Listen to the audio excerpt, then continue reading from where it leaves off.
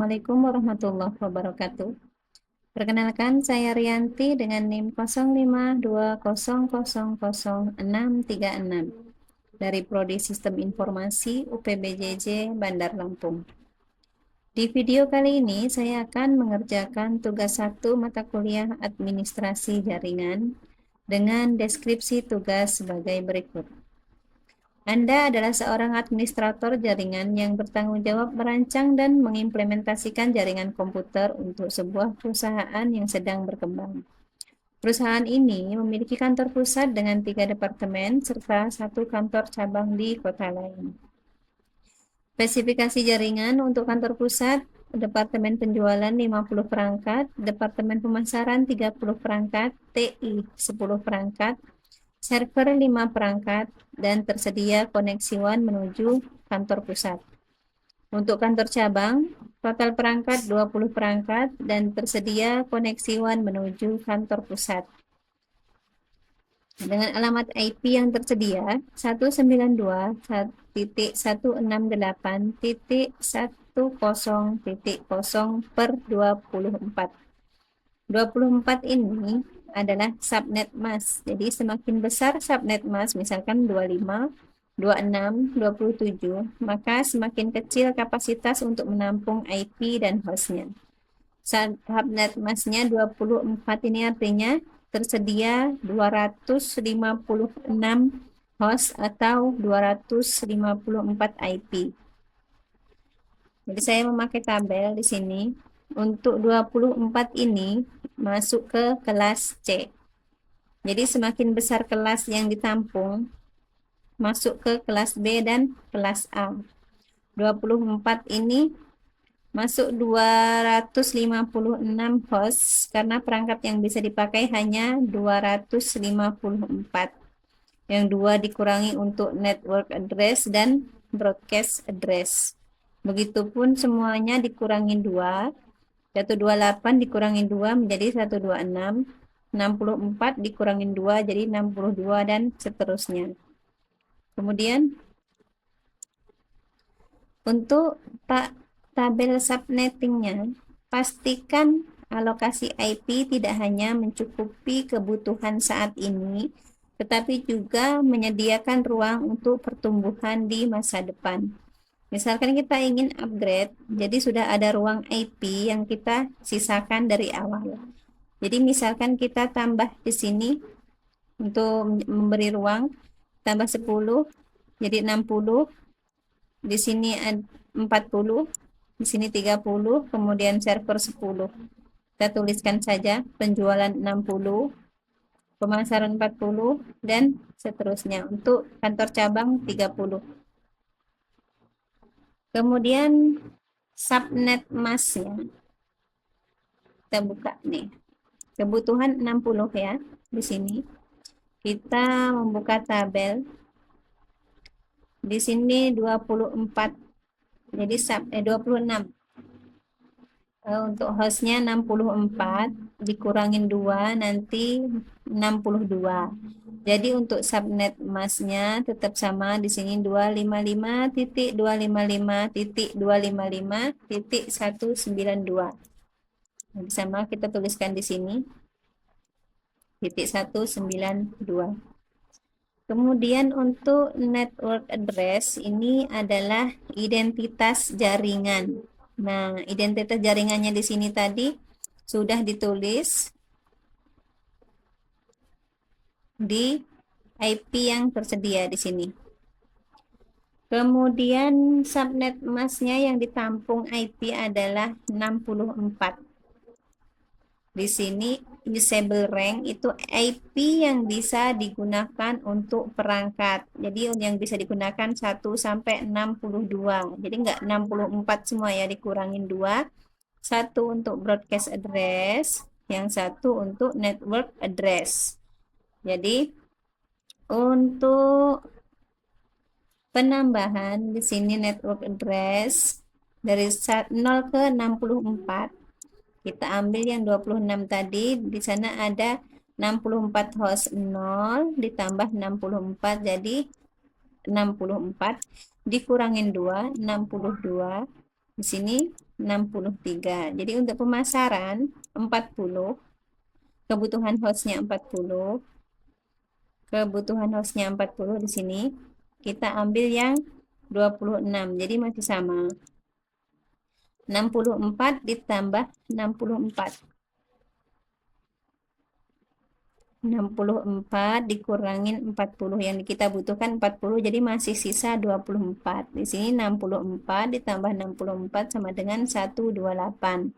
128 dikurangin 2 jadi 126. Di sini 127.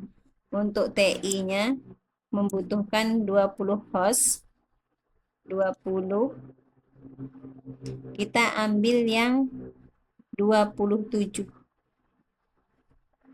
27 di sini 32, jadi masih sisa 5.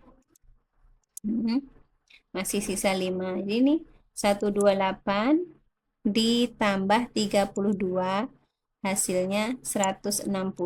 160 dikurangin 2, 158. Untuk broadcast address-nya 159. Kemudian untuk server, kebutuhan hostnya 10. Kebutuhan hostnya di sini 10. Kita ambil yang 28. Di sini 16, masih sisa 6. Untuk 160 ditambah 16 jadi 176. Dikurangin 2, 174. Kemudian untuk broadcast address-nya 175. Untuk WAN-nya dia membutuhkan 2 host. 2 host. Di sini kita ambil yang 30 ya. Di sini MAC hostnya 4 dikurangin 2, nanti masih ada sisa 2. Kemudian 176 ditambah 4 hasilnya 180. 180 dikurangin 2, 178. Jadi di sini untuk 192.168.10.177 ini nanti dialokasikan ke IP1 kantor pusat, dan 192.168.10.178 ini dialokasikan ke kantor cabang. Jadi blok yang tersedia di sini tidak dialokasikan kemanapun, karena ini adalah lebihan dari broadcast address. Untuk kantor cabang, dia membutuhkan hostnya 30. Untuk membutuhkan hostnya 30, jadi kita ambil yang 26. 26 ini hostnya 64, jadi masih ada sisa ruang 34. Untuk jawaban nomor 1 mungkin sampai di sini. Kemudian untuk nomor 2 kita membuat tabel routing. Tabel routing statis sederhana untuk router di kantor pusat dan kantor cabang. Tabel harus menunjukkan bagaimana router akan meneruskan lalu lintas antar subnet. Kemudian cantumkan destination network, subnet mask, net hop yang digunakan. Untuk konfigurasi IP1, di sini IP1 kantor pusat kita ambil dari ini tadi titik 177. Kemudian untuk kantor cabang kita ambil dari sini 178 dengan interface 10. Untuk tabel routing statistiknya kita membuat 2 tabel. Yang pertama, tabel routing statistik kantor pusat. Ini untuk menghubungkan ke kantor cabang. Kemudian untuk tabel routing statistik kantor cabang di sini digunakan untuk menghubungkan ke subnet di kantor pusat seperti penjualan, pemasaran, TI, dan server. Untuk destination networknya di sini 192, 168, 10, 92 ini diambil dari sini.